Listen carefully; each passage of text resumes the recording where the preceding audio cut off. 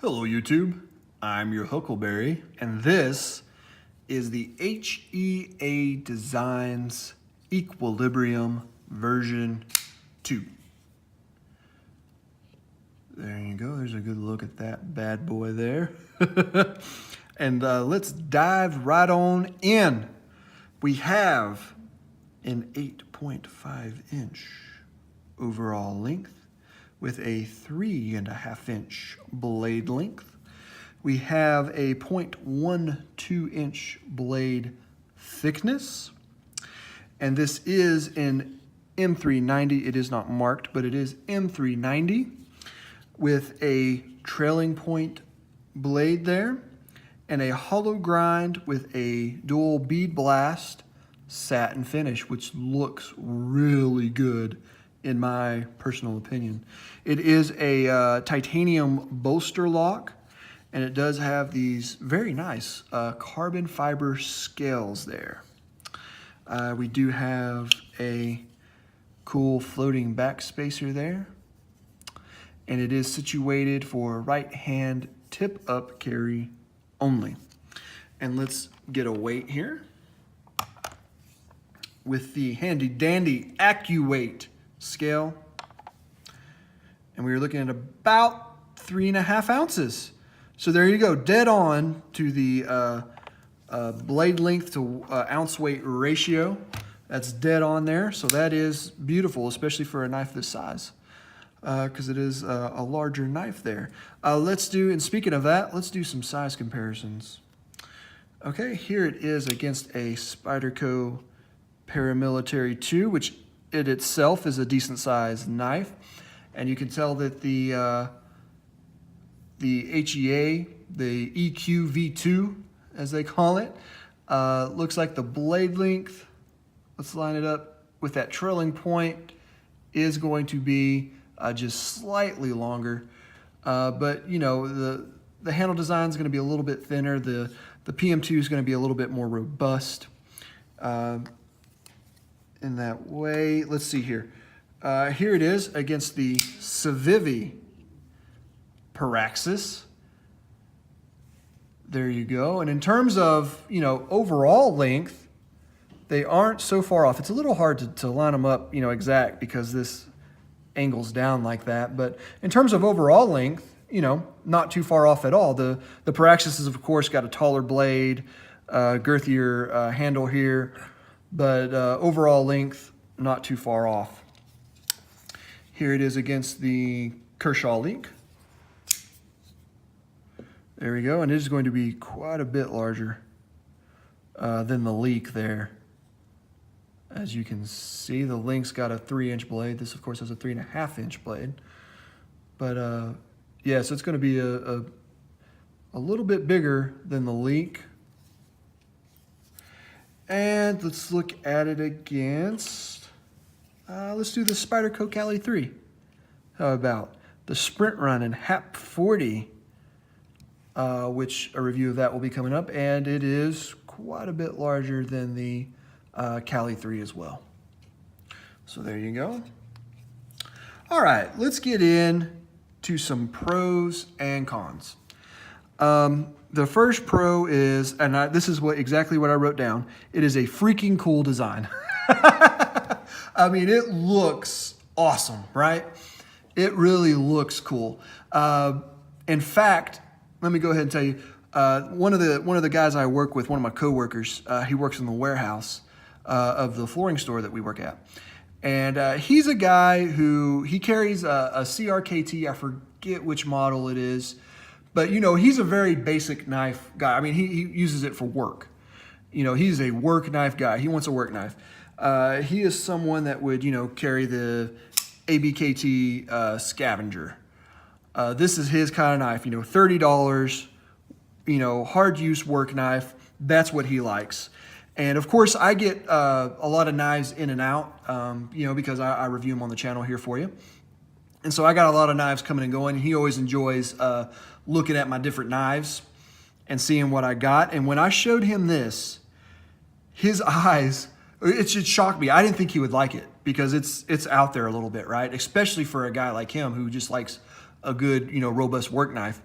Especially for a guy like him, this is a little bit out there. But when I handed this to him, his eyes kind of lit up and he was like, wow, that's cool. He really, really liked it, which shocked me because I did not think that this would be a knife that he would like, but he liked it a lot. And it's because it is a really, really cool design. It just has a cool look. You know, it's almost, you know, I hesitate to say this because of the connotations attached to it, but it's almost got a fantasy knife look to it, right? A fantasy blade look. This looks like something that would be in Conan, that Conan would be having around, and you know, this is what Conan would whip out in order to use to take down a bad guy or somebody that he was fighting or to do some task that Conan would be doing. This looks like the knife that he would use. And so it's just a freaking cool design. I really, really like the design.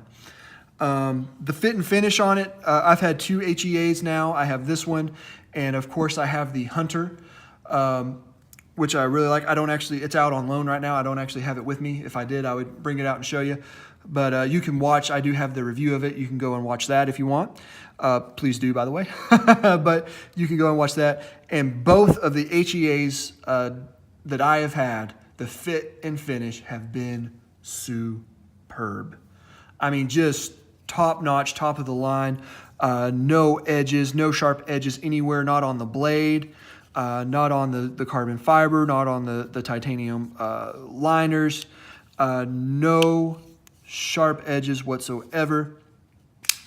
It feels just great in the hand. I have extra large hands, and you can see this is a easily a full 4-finger grip for me, no matter what grip I'm using it in. Saber, hammer, which are kind of the 2 most common grips, I believe. There is absolutely, oh, and you can hear my dog in the background. Sorry about that. We will soldier on. There is absolutely no doubt about the fit and finish there. It is just great. It is superb. I love it. And the Hunter was the exact same way. Fit and finish was just top of the line, top notch. I really like the way that it completely nests in the liner there. If it weren't for this flipper tab, you wouldn't be able to tell that there is a blade there. The only part of the blade that you can see is that flipper tab. It has completely disappeared in there. I mean, and it's, you know, they even have, to match up with the blade, they even have this little oh Lord, I don't even know what to call that. This little up swoosh here, this swooshy thing right here. If you know what that's called, let me know down in the comments below. But they've done the scales in the liner to match up with that perfectly, so that there is no space wasted, and it nests completely. The blade nests completely inside of those liners, and I don't know. I love that. That's kind of a fit and finish thing, right? Because look, I mean, just look. It is just perfect how it fits in there, and I just really like the way that looks. I like. I just like everything about that. The way they just completely nest in there, and so that's great. This carbon fiber is very nice. Let's get you a close up of the carbon fiber there. It is nice. It feels good. You can tell. It's pretty easy to tell the good carbon fiber from the bad carbon fiber. And if you've handled very much carbon fiber, and there's a lot of knives with carbon fiber these days, so I've handled quite a bit of it. This is a very nice carbon fiber. It looks good. It feels good. It's nice. So that's great. I like the action. It has a great action. My other HEA, the Hunter, also has a great action. This has just a great action, great detent. It is dialed in. It is perfect. You can't really get it to fail. If I tried to get it to fail there, and it won't do it. Let's try it again. Oh, okay. See there, that time I did, but I was really trying. I mean, if you're not trying to make it fail, then it's not going to fail on you. It has a good action. M390 blade steel, one of the top of the line blade steels. That's perfect. It is, of course, a good weight. We saw the weight earlier. It has a very good weight. It feels very good in hand. It's not too heavy. That's really good. It was really, really nice and sharp out of the box, which I always appreciate. A knife is supposed to be sharp, and it's always nice when you get a knife that is sharp out of the box. Some companies fail to do that. They sell you a knife that is not sharp out of the box for whatever reason, but HEA is not one of them. This was a very, very nice sharp blade. It was nice and slicey. It sliced through anything that you wanted it to. It's just nice. It's just nice. There are a couple of drawbacks though. One being that this lock bar is a little hard to access for my fat thumb. It's a little hard to get my thumb in there and to access. There's no lock stick or anything, and that's due to there being I don't think you can see it in there, but there is a stainless steel lock bar insert and an internal over travel stop, and also the carbon fiber, of course, keeps it from over traveling. But so that's good. But overall, I mean, that lock bar there is just a little hard for me to access, and it may just be due to the fact that I have fat thumbs, but anyway, it is hard for me to access. It does have a very prominent flipper tab. That's sticking out there a little bit. And I just noticed this the other day when I was looking at it like this, and I was thinking about the flipper tab there and how it stuck out there. Didn't that look like a bird? There's the eye. There's the beak there. It's got its wings, you know, kind of tucked behind it there. I just thought that was kind of cool. It looks like a bird, which just, again, makes this knife even cooler to me. This is just a cool knife. But anyway, it does have that prominent flipper tab there, which I wish maybe was a little bit less, had a little bit less of a flipper tab. And kind of the last thing, I know I said it was a freaking cool design, and it is, but it's also what I had kind of described it. It's a mean looking knife. It does look mean. You know, this is really a knife when you think about a sword or a fighting knife. The trailing point kind of blade shape is one that comes to a lot of people's mind, I think. You know, this, a Bowie knife, which, you know, the HEA, the Hunter, their other knife has a Bowie blade shape.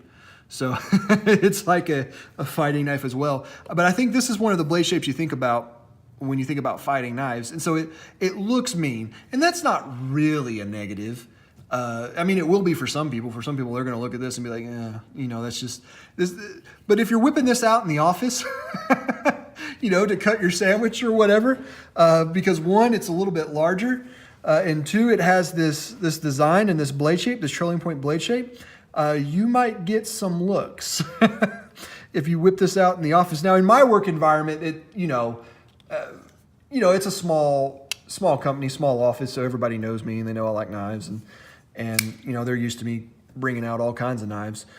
But if you work in it, like I said, just a kind of a white collar office environment, or even a blue collar environment for that matter, if you whip this guy out, you may get some looks, because it is kind of a mean looking knife.